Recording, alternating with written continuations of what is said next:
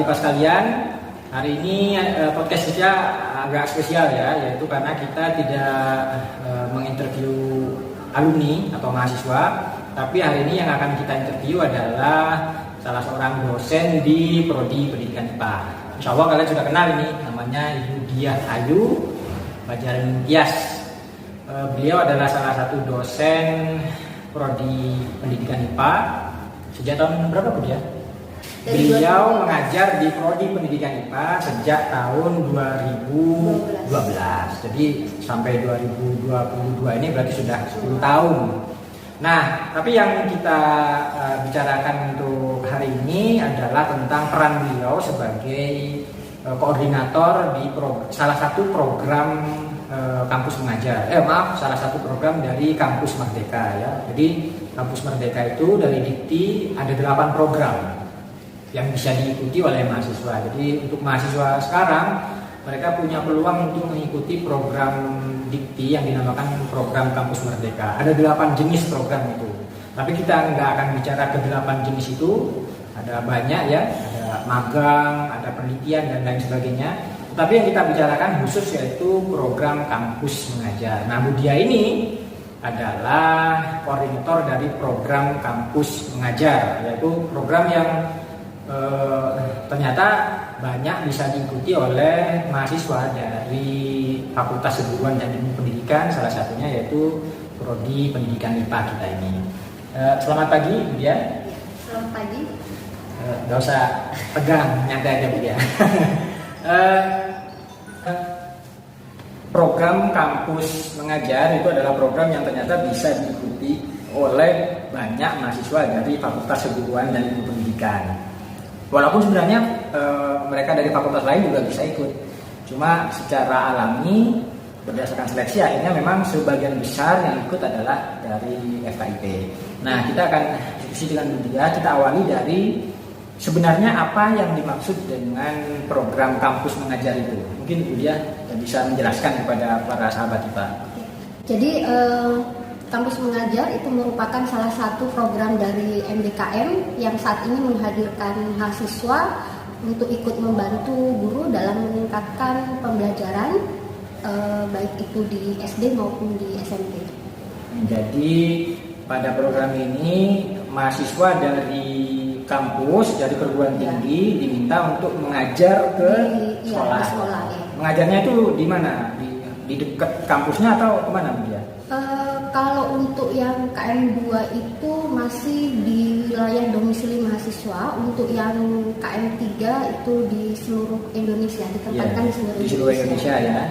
Cuma memang biasanya sangat jarang yang ditempatkan agak jauh dari tempat tinggalnya gitu ya. Sebagian besar masih di kabupaten di Kabupaten Sumeneb sebagai domisili mahasiswa yang mendaftar. Ya itu ternyata kita tahu ya sahabat IPA bahwa ini adalah program dari Dikti di mana mahasiswa dari perguruan tinggi dari jurusan apapun sebenarnya, cuman memang yang paling banyak adalah FKIP diminta untuk mengajar ke sekolah. Tentu saja dengan dengan briefing atau pelatihan yang mereka lakukan. Iya, jadi ada pembekalan dari tim program MDKM sebelum diterjunkan ke sekolah-sekolah. Pertanyaan kedua, bagaimana caranya Bu Diah mahasiswa yang ingin ikut program Kampus Mengajar ini? Jadi syaratnya itu mudah. Yang pertama adalah mahasiswa aktif ya. Kemudian minimal posisinya di semester 4 dan memiliki IPK minimal 3. Terus ada surat rekomendasi dari pimpinan perguruan tinggi, dalam hal ini dekan FKIP. Bukan Pak Rektor ya? Bukan. Kemudian tanda tangan untuk surat kesediaan ditempatkan di seluruh wilayah Indonesia. Dan yang terakhir itu diutamakan memiliki prestasi dan pengalaman organisasi. Biasanya mahasiswa itu ngupload surat BEM. Surat keterangan aktif di BEM. SK sebagai pengurus BEM. Itu juga mungkin diprioritaskan. Ada syarat IP mungkin ya?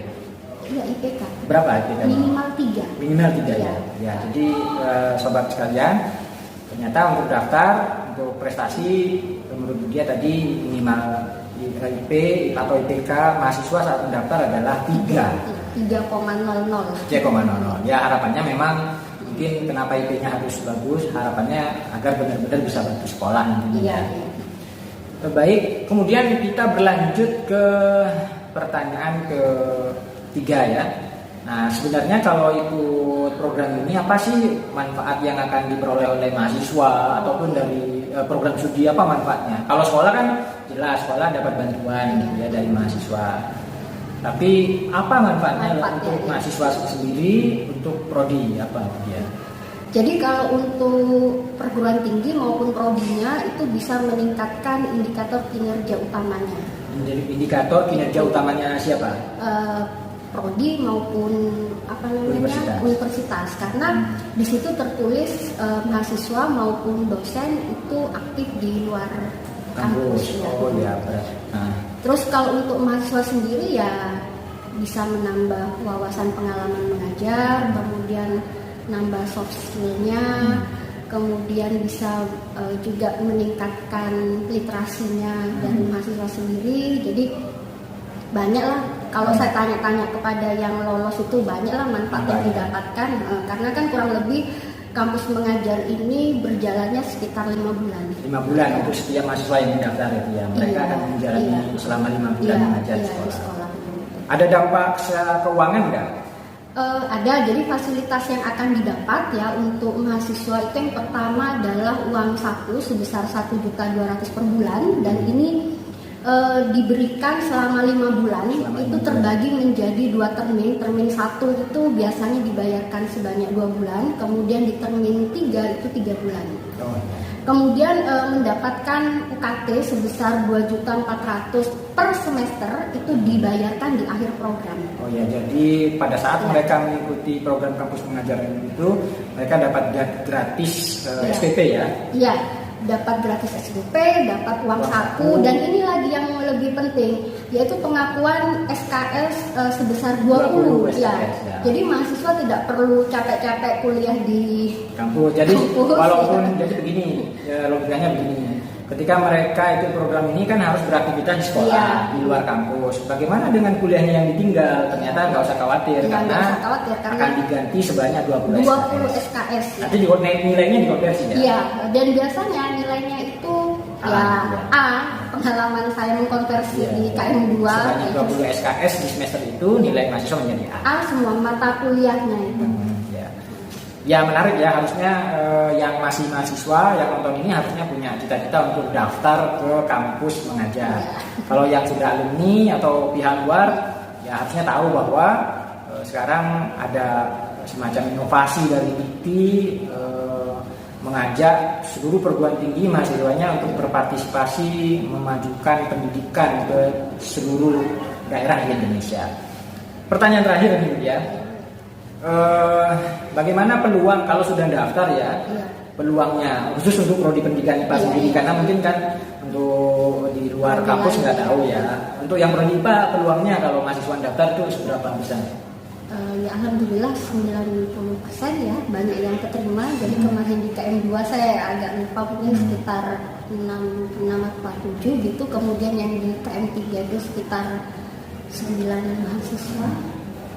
Ya, jadi banyak ya, persentasenya sekitar 90% mahasiswa itu yang mendaftar itu bisa keterima ya. Jadi untuk mahasiswa yang mau daftar kampus mengajar nggak usah khawatir, insya Allah karena ini 90%, kalau ada 10 mahasiswa berarti 9-nya keterima gitu ya. Mereka bisa insya Allah bisa berpartisipasi asalkan syarat-syaratnya itu bisa dipenuhi ya, termasuk UTK di atas 3 ya. Iya.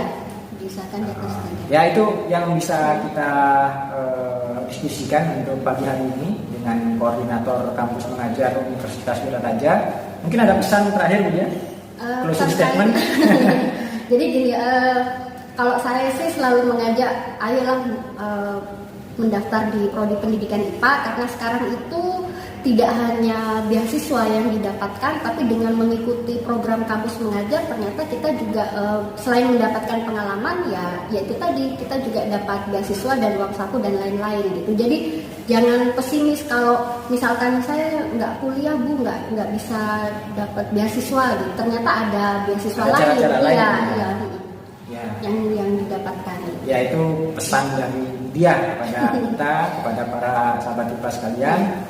Saya ucapkan terima kasih Ya, atas sama-sama. kesediaan dia kita wawancarai untuk memberi informasi yang sangat berharga ini kepada semua sahabat IPA di channel Pendipa Wiraraja ini. Kita akan berjumpa di lain waktu di tema yang berbeda yang insya Allah juga tidak kalah menarik. Sekian, Assalamualaikum warahmatullahi wabarakatuh.